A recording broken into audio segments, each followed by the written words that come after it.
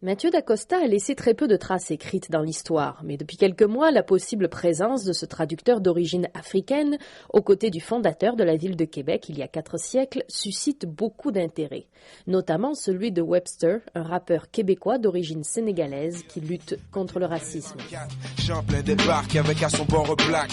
Mathieu d'Acosta dit l'interprète, il parle micmac, français, hollandais. De grandir, d'apprendre dans tes livres d'histoire, admettons, que l'interprète de Samuel de Champlain, c'était un noir ou qu'il y avait de l'esclavage ici. Ça montre aux gens que, justement, on a notre place ici. Et ça défait un peu, je dirais, les théories racistes de « Ah, nous, ça fait 400 ans qu'on est ici, le Québec a toujours été blanc, francophone. » Attends un instant, là, c'est pas vrai ce que tu dis là, puis tu es en train d'empoisonner les gens quand tu dis ça, tu sais.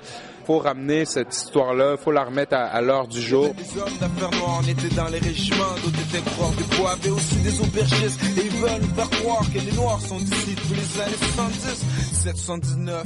Les chercheurs se montrent prudents, cependant, sur la présence ou non en Nouvelle-France de ce fameux traducteur africain, l'historien Jacques Lacourcière. L'histoire se fait avec des documents. Les documents étaient à peu près muets. Dans le cas qui nous intéresse de Mathieu d'Acosta, il a fallu, par exemple, que Robert Leblanc, qui était représentant des Archives nationales du Canada à Paris, fasse des recherches dans les dépôts d'archives et découvre des documents dont on ignorait complètement l'existence. Mathieu d'Acosta était là. Il a vraiment existé, mais on essaie de lui donner peut-être une stature historique ou une importance historique plus grande que celle qu'il a pu jouer à l'époque. Récemment, une députée a proposé qu'on célèbre Mathieu d'Acosta au Canada une fois par an, tout comme les Américains le font pour Martin Luther King. 2 partis politiques la soutiennent pour montrer que la diversité culturelle ne date pas d'hier au Québec. Sociologue d'origine camerounaise, Vincent Fouda considère qu'il est plus que temps que les institutions politiques fassent une place aux personnages noirs qui ont marqué l'histoire. C'est important aujourd'hui que le Québec puisse se reconnaître en chacun et en chacune de ses fils et filles.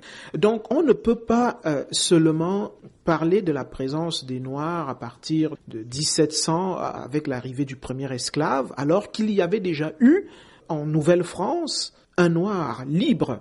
Psychologiquement, c'est important que l'on puisse le reconnaître. Trop d'héros oubliés qui ont contribué à notre passé, mais peu veulent le souligner. Pascal Guéricola, Québec, RFI.